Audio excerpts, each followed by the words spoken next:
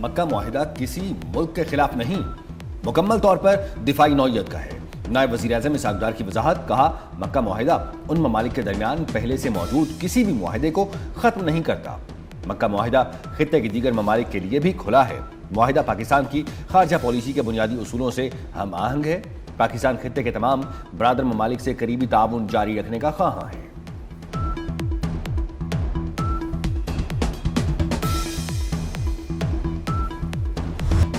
مکہ دفاعی معاہدہ ایران یا کسی اور ملک کے خلاف نہیں، جب تک رکن ممالک پر حملہ نہیں ہوتا کوئی ملک ہدف نہیں ہوگا۔ ترکیہ کے وزیر خارجہ حکان فیدان نے واضح کر دیا، کہتے ہیں ترکیہ پاکستان اور سعودی عرب کے درمیان دفاعی معاہدہ تکنیکی طور پر نیٹو کے آرٹیکل 5 جیسا ہے۔ دفاعی معاہدے کے تحت وزراء خارجہ کی ایک کمیٹی اور جنرل سیکریٹریٹ بھی قائم کیا جائے گا۔ معاہدے میں مصر کی شمولیت کا امکان ہے۔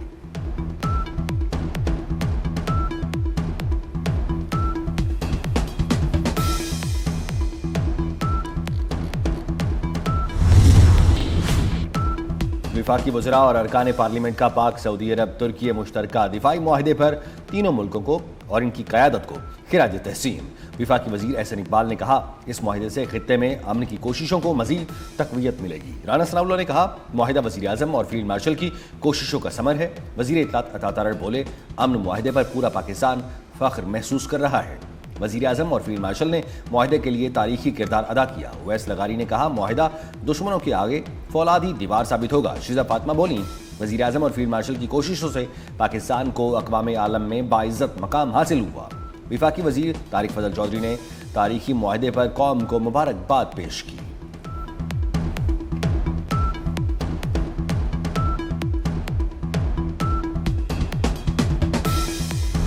وفاقی وزیر رانا تنویر حسین نے مکہ مشترکہ دفاعی معاہدے کو اسلامی دنیا اور خطے میں امن کے لیے بڑی پیش رفت قرار دے دیا۔ کہا کہ جن ممالک کو دفاع کے لیے دوسروں کی طرف دیکھنا پڑتا تھا وہ اب خود دفاع کی صلاحیت حاصل کر سکیں گے۔ رانا تنویر نے کہا کہ پاکستان ایٹمی قوت ہے اور اس کے پاس بہترین افواج موجود ہے۔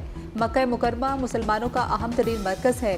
آنے والے دنوں میں پاکستان کے مزید کئی اسلامی ممالک کے ساتھ معاہدے ہونے جا رہے ہیں۔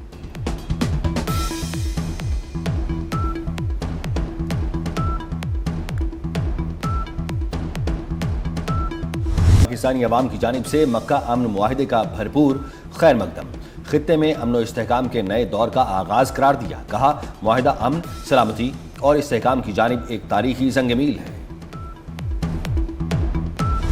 پاک ترک سعودی مکہ مشترکہ دفاعی معاہدے کی تاریخی کامیابی، اسلام آباد اور صوبائی دارالحکومتوں کو شاندار انداز میں سزا دیا گیا۔ مختلف شہروں میں برقی کمکموں، قومی پرچموں اور LED اسکرینز نصب ہیں۔ پارلیمنٹ ہاؤس سمیت اہم سرکاری عمارتوں کو برقی روشنیوں اور خصوصی سجاوٹ سے آراستہ کیا گیا۔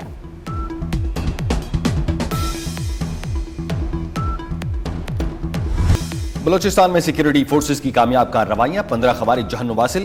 انٹیلیجنس بیسڈ کارروائیاں آپریشن رد الفتنہ 3 کے تحت مستونگ، بولان، واشک، اواران، سبی، خزدار، ہرنائی اور نوشکی میں کی گئی۔ خوارج کے قبضے سے بڑی تعداد میں اسلحہ اور گولہ بارود برآمد۔ مؤثر کارروائیوں سے خوارج کے نیٹ ورک کو شدید نقصان پہنچا۔ وزیر داخلہ محسن نقوی کا سیکیورٹی فورسز کو خراج تحسین، کہا سیکیورٹی فورسز قوم کا فخر ہیں، دہشت گردوں کا مکمل خاتمہ کریں گے۔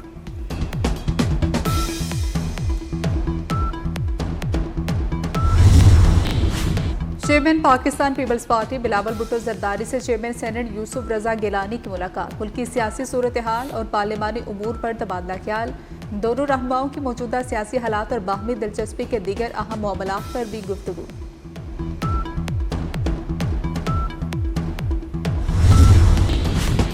آزاد کشمیر الیکشن کے تیسرے مرحلے میں پولنگ کل ہوگی۔ پونچھ ڈویژن کے صرف 4 حلقوں میں پولنگ ہوگی۔ ضلع باغ اور حویلی کے 4 حلقوں میں ووٹ ڈالے جائیں گے۔ پونچھ اور سگنوتی کے 7 حلقوں میں الیکشن مؤخر کیا گیا۔ پولنگ کا شیڈیول بعد میں جاری ہوگا۔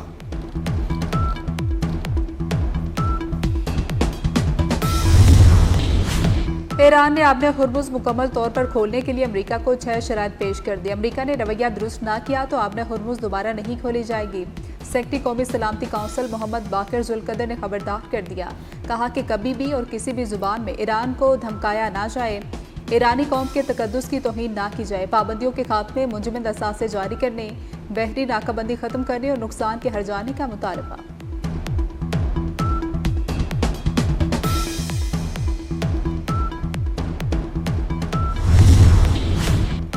معاہدے پر پہنچنے کے لیے موجودہ صورتحال بہترین وقت ہے۔ ایرانی صدر مسعود پزشکیان کی پریس کانفرنس، کہا مذاکرات اور سفارتکاری نے امریکہ کو ایران کے ساتھ مفاہمت اختیار کرنے پر مجبور کیا۔ امریکہ کو ایران اور عمان کے تیار گائیڈ لائنز پر عمل کرنا چاہیے تھا۔ امریکہ اور اسرائیل جانتے ہیں کہ صرف جنگ سے ایرانیوں کو حکم ماننے پر مجبور نہیں کیا جا سکتا۔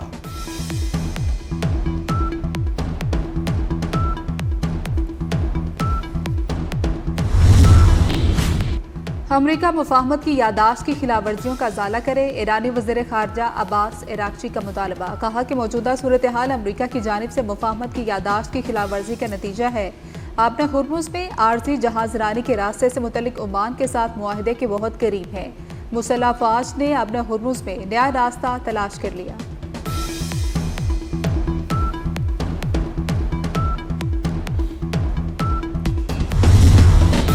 امریکہ نے ایران کے جوہری پروگرام کو تباہ کر دیا۔ امریکی نائب صدر جے ڈی وینس کا دعویٰ۔ کہا امریکہ نے ایران کی روایتی عسکری صلاحیت کو بھی شدید نقصان پہنچایا۔ ایران نے اپنا ہرمز میں ٹول ٹیکس نہ لینے کی یقین دہانی کرائی ہے۔ امریکی حکومت مشرق وسطی میں تیل اور گیس کی پیداوار بڑھانے کی کوشش کر رہی ہے۔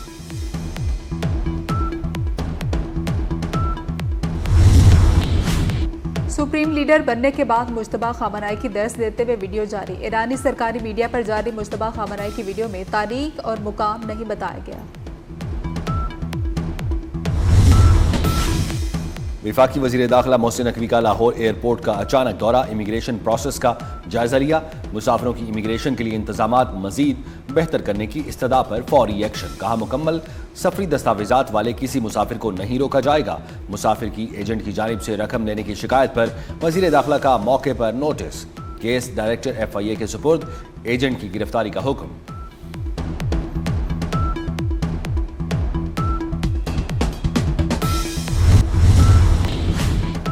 طاقتور سمندری طوفان ٹائفون ڈولفن چین کے صوبہ ژینگ جیانگ سے ٹکرا گیا۔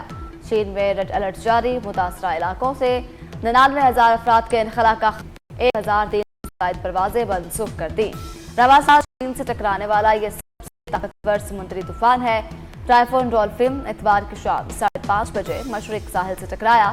طوفانی ہوا نئے صوبوں کے شوشے چھوڑنے سے مسئلے حل نہیں ہوں گے۔ کراچی درست سمت میں آگے بڑھ رہا ہے، پروپیگنڈا بند کریں۔ میئر کراچی مرزا وہاب کی لانڈھی میں سپورٹس کمپلیکس افتتاح کے موقع پر میڈیا سے گفتگو۔ کہا جب تک سیاسی استحکام نہیں آئے گا، معاشی استحکام نہیں آئے گا۔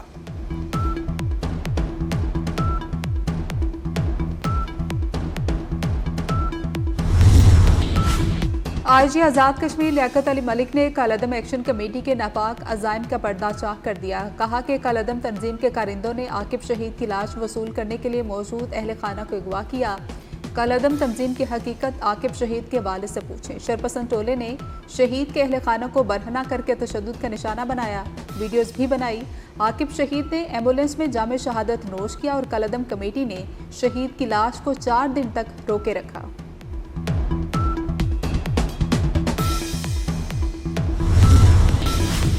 افغان طالبان رجیم کی بدعنوانی کی ایک اور داستان، امریکی تھنک ٹینک جیمز ٹاؤن نے حقائق سے پردہ اٹھا دیا۔ رپورٹ کے مطابق طالبان رجیم نے افغانستان کی معدنی دولت کو قومی خزانے کے بجائے اپنی تجوریاں بھرنے کے ذریعے بنایا۔ طالبان رجیم افغانستان کی $1 ٹریلین سے زائد معدنی دولت کو سیاسی کنٹرول کے لیے استعمال کرنے لگی۔ افغان طالبان رجیم کا معدنی ذخائر کے حصول کے لیے طاقت اور جبر کا بھی استعمال، مقامی آبادیاں بے دخل۔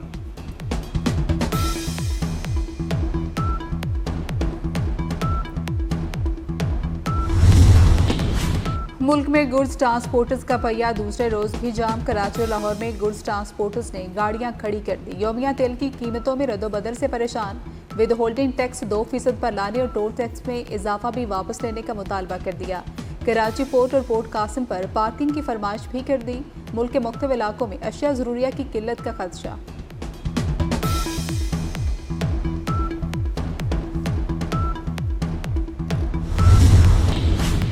مونسون کا 5واں سپیل، لاہور سمیت پنجاب کے مختلف شہروں میں وقفے سے بارش۔ لاہور میں سب سے زیادہ 114 ملی میٹر بارش ریکارڈ۔ اسلام آباد میں مطلع جزوی ابرآلود بارش کی پیش گوئی۔ شہر قائد میں سورج اور بادلوں کی آنکھ مچولی۔ بلوچستان، بالائی خیبر پختونخوا، گلگت بلتستان اور آزاد کشمیر کے چند مقامات پر بارش کی پیش گوئی۔ محکمہ موسمیات کے مطابق بارش کا سلسلہ 13 اگست تک جاری رہے گا. پہاڑی علاقوں میں لینڈ سلائیڈنگ، ندی نالوں اور دریاؤں میں طغیانی کا خدشہ.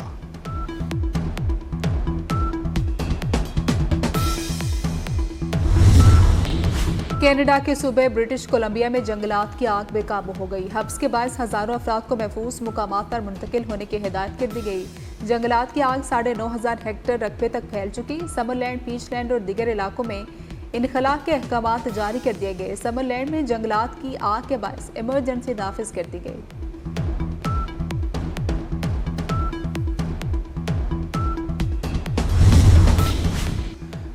کولوراڈو میں ڈیموکریٹک سوشلسٹ امیدوار پرائمری الیکشن میں بھاری اکثریت سے کامیاب. ایتھوپین نژاد میلاد کیروس نے 15ویں بار منتخب رکن کانگریس ڈیانا ڈگیٹ کو شکست دی. میلاد کیروس نے ڈیموکریٹک پرائمری میں 13 پوائنٹس کی واضح برتری سے کامیابی حاصل کی. امریکی صدر نے ڈیموکریٹک سوشلسٹ کو امریکی نظام کے لیے بڑا خطرہ قرار دے دیا.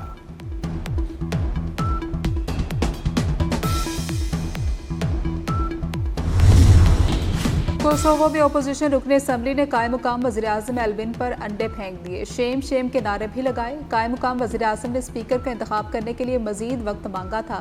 جون انتخابات کے بعد سے کوسوو میں اسپیکر کا انتخاب نہیں کیا جا سکا.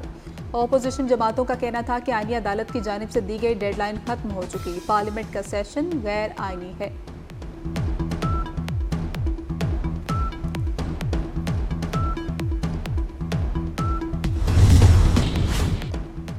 شاہینوں کے انگلینڈ میں ڈیرے. پاکستانی ٹیم کا پہلا ٹریننگ سیشن کل ہوگا. پاکستان اور سلیکٹ 11 کے درمیان 4 روزہ پریکٹس میچ 12 سے 15 اگست تک کھیلا جائے گا. پاکستان اور انگلینڈ کے درمیان 3 ٹیسٹ میچز کی سیریز کھیلی جائے گی.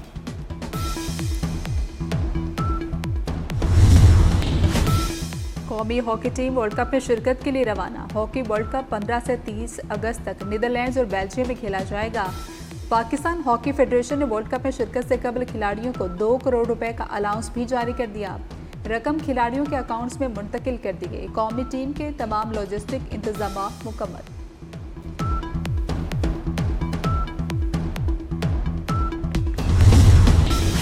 پاکستان سمیت دنیا بھر میں کتابوں سے محبت کا دن منایا جا رہا ہے. اس دن کا مقصد لوگوں کو مطالعے کی طرف راغب کرنا اور کتابوں سے اپنی محبت کا اظہار کرنا ہے.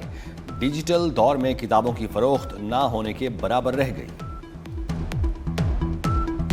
پاکستان، سعودی عرب اور ترکیہ کا مکہ باہمی دفاعی معاہدہ. مکہ باہمی دفاعی معاہدے پر پاکستان کی جانب سے خصوصی نغمہ ہم سب ایک ہیں جاری کر دیا گیا. نغمے میں حرمین شریفین کی حفاظت اور خدمت کو ایک مشترکہ مقدس ذمہ داری کے طور پر پیش کیا گیا. جشن آزادی منائیں. 24 نیوز کے ساتھ قومی پرچم لہرائیں. وطن سے محبت کا اظہار کریں. جشن آزادی کی یادگار تصاویر اور ویڈیوز 24 نیوز کو بھیجیں. ہمارا نمبر آپ کی اسکرین پر ہے. آئیں مل کر پاکستان کی خوشیاں پوری دنیا تک پہنچائیں.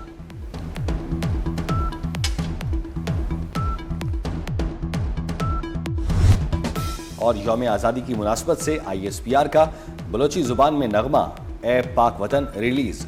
بلوچ گلوکار اختر چنال نے اپنے مخصوص انداز اور جوشیلے بول کے ذریعے پاک سرزمین سے والہانہ عشق کا اظہار کیا.